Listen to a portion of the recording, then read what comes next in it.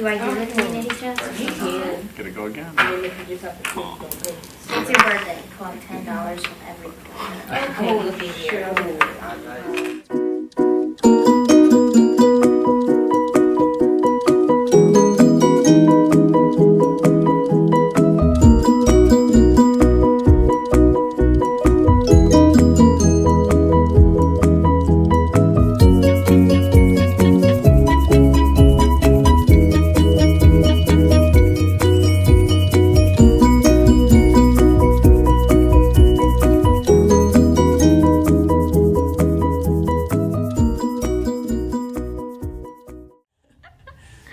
So tell me about the game you were just playing. Okay, my group was playing communism, Soviet Russia, and I was an ordinary citizen. Damaris was the communist leader, and so everyone was given $5, and I landed on jail, so I had to go to jail, and I was in jail for, I think, 6 rounds until Gracie picked up something from the community chest, and everyone had to pay $10, and I only had, I think, $3 because I had to pay rent once I landed on the different houses that Damaris owned. So yeah, I died in jail. I didn't get a chance to get out. So that was my Monopoly experience. I'm so sorry. Oh, that's okay. That's how the game was played. How the communism game That's was how played. the communism game was played. Yeah. So I didn't think I was gonna win, but I thought I was gonna get out of jail before the game was over. So why didn't you think you were gonna win? Well, because you have to pay $1 every single time you land on, and I only had 5, so I was, kind of set on losing. But I didn't land on anything to get stuff from the community chest, which Gracie and Gina landed on some stuff, so they got money, and I didn't pass go, so I didn't get any money from that. So it's looking pretty bad for me from the beginning. So, but that's okay. Was it looking good for anyone from the beginning? Not originally, but I think Gina and Gracie, they kind of got lucky with some of the cards that they picked up, so they got some money. So I think Gina was able to pay her $10 pretty easily. She had like $50. So Oh wow, that's kind of a lot. Yeah. So yeah, Damaris was just chilling. I think she felt kind of bad about being the communist leader, but that's okay. So what did Damaris do that was different from the rest of the peasants? She just picked the card that said communist leader, so that's how she got to be communist leader, because we all picked from sheets of paper, and so she kind of just collected rent. She wasn't oppressive at all. She was a very nice communist leader, but she had to do her job. So yeah. Wow. So what advantages did people have or did not have? The ordinary citizens had really no advantages. Damaris owned everything, so she owned all the money and she owned all the property, so she didn't really have to do anything. She didn't have to pay rent on anything, so she was definitely in the advantage. So how does this compare with other Monopoly games that you have played?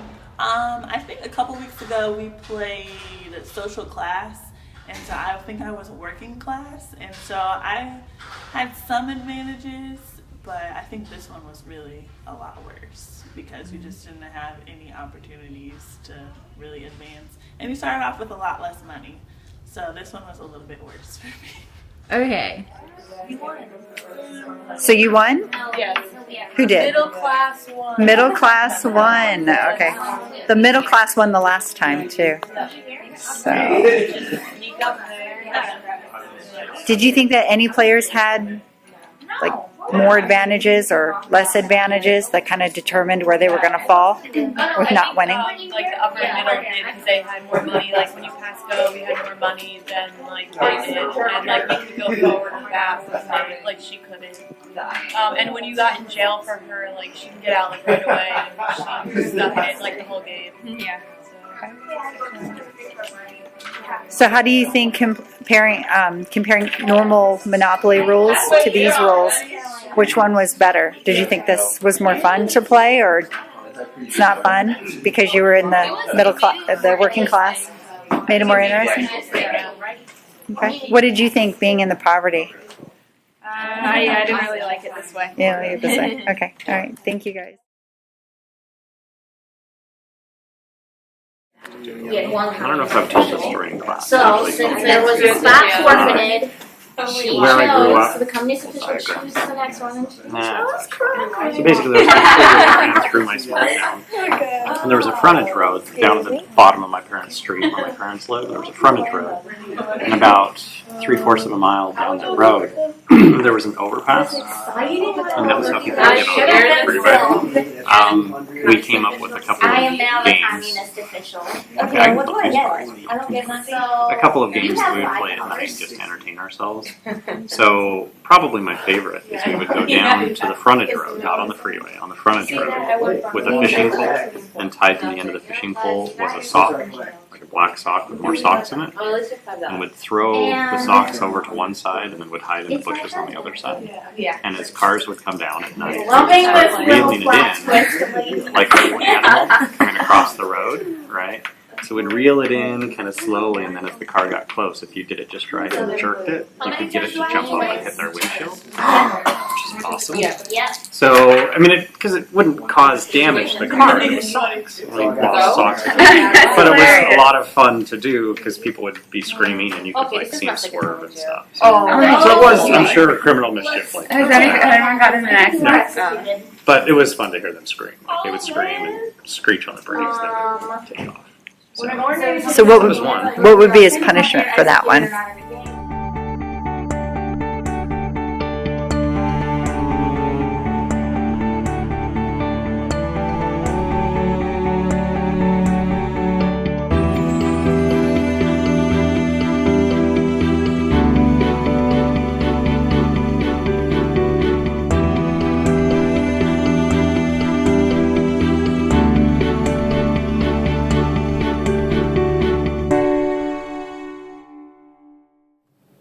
Hi, my name is Amy Murray, and I am going to be talking to you today about the communistic version of Karl Marx rules for Monopoly played for social stratification.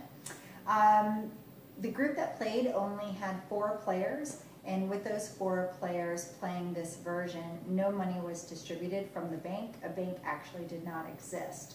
The only cards that were able to be played in Community Chess and Chance were on a variation of going to jail. So anything of money to pay in or money to be received was not incorporated into the game. Everybody also had to shuffle up property cards, and then they had to pick whichever property that they did, and that's where their home would be. The idea of this game is that everything was to be distributed equally. And as everybody passed to go in this version, rather than collecting a monetary amount in traditional capitalistic rules, this one was to make a decision together as a community of what would be betterment to the society. So one of the options that were chosen was cooking classes. So everybody in the group became better cooks because they all together decided that cooking would be a better option in bettering their society. The fun part of the game was when people actually got the go to jail cards or landed in jail, because with that they had to share a specific interpersonal, crime that they committed, and then from that they had to, the other people who were not in the game or in jail had to go ahead and decide what the punishment would be. So the punishment actually in this version was pretty non-severe. So everybody thought that the game was semi-boring because there was no real type of monetary gain. So there were no winners. Everybody was very equal, and it was rather boring in the end. The only highlight was Dr. Cragen sharing his crime that he watched being committed. Hi, I'm Christina Alvarez, and I observed the version of Karl Marx's communism. There was a communist official who had most of the money and made the decisions. For example, electing the communist official if they lost their position. If the ordinary citizens went to jail more than twice, then they died. Also, if the ordinary citizen ran out of money, they also died. The communist official seemed to be the happiest the whole time because they had most of the money, and the ordinary citizens didn't. So eventually, the ordinary citizens all died, and the communist official was the last standing. Hi, my name is Eve Haight.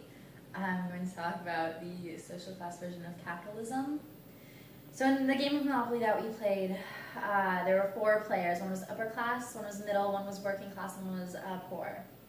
And they all had different advantages or disadvantages based on their class. So of course we thought that the rich class was going to win. I mean, they had a $2,000 trust fund to buy properties with, and they could buy any properties they wanted to. The lower classes, you got the less opportunities, you had to buy properties. However, this was not really the case in both games that we watched playing social class version. The middle class in both games actually started to rise up and started to actually give the upper class, competition, I guess. Now, in the first game, this was because the middle class actually had a strategy to exploit the middle and poor classes, and he did so very well. And by the end of the game, the working class was bankrupt, or the poor class was bankrupt, and then the working class player was on their way to being bankrupt. And the middle class person already had monopolies, several properties, and the upper class person was getting very worried. However, in the second game, the only reason the middle class player was gaining any ground was because the rich player just was oblivious to any and all advantages that they had. And so, for example, they were not buying properties. They did not take advantage of the fact that they had options when they rolled the dice where they could move. But the middle class player did know their advantages, and so it was less the middle class player used strategy, but more that the upper class player just didn't take advantage of their social class in the game.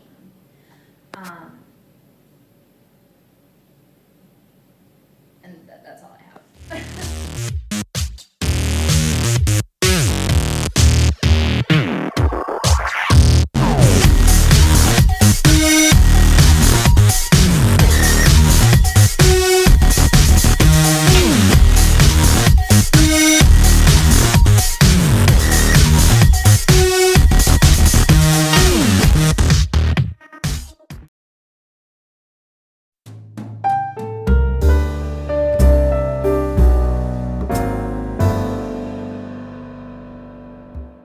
I'm here with Stoli, who lives in a communist society, and we're just going to talk to him a little about that today. So Stoli, how do you like living in a communist society? It is awful living in the communist society. Every day, the communism. Just, hey, what's up? It's communism. Oh, okay. So, how do you describe communism? What is it like living there? Well, you have the government, and then you have all the people, and I'm one of the people, so it's not that great for me. The government does everything. You know, I worry about my family, you know, my family back at home, my kids, my little children, you know? They walk around, they run around, and I want them to get good jobs. But I have no idea to get good jobs, because it's communist, you know? They all get the same wages. I wish they could maybe move to, like other countries, like America. I'm not exactly in love with America, but hey, at least maybe they'll do well. Okay, so how well do you think your children will do? I'm sorry, where do you live? Me? Yes. Oh, in one of those communist countries. Oh, excellent. Okay. You know, the northern, you know, up there. So how will your children do here as opposed to in maybe America? Well, here, I'm, planning on sending them to a very good mason school, building the bricks, I teach them how to build it up, and then, somebody takes it down eventually. But, so I'm hoping that maybe they can become really good at that and be a skilled worker, make some money, have a family, Babinska. Oh, yeah. So when your kids grow up, you want them to be like you? Oh, I want them to be better off than me. Why would I want them to be me? I'm a poor northern communist man. And you would like them to be what? I would like them to be, somewhat wealthy, people, then they can support me when I get old and I can't work anymore and my hands go, oh. Your hands go up? Yes, they do that when I work long hours, because I have to work such long hours with such low wages with our government. But your children will make higher wages. Oh, that's what I'm hoping, but who knows with the communist government? They may have to move to make the high wages, travel. Oh. It's the thing nowadays. Traveling? I guess so, with your airplanes. Ah, yes, airplanes. Have you ever been on an airplane? That's how I got here. So, oh, excellent. Where are we? I'm not sure.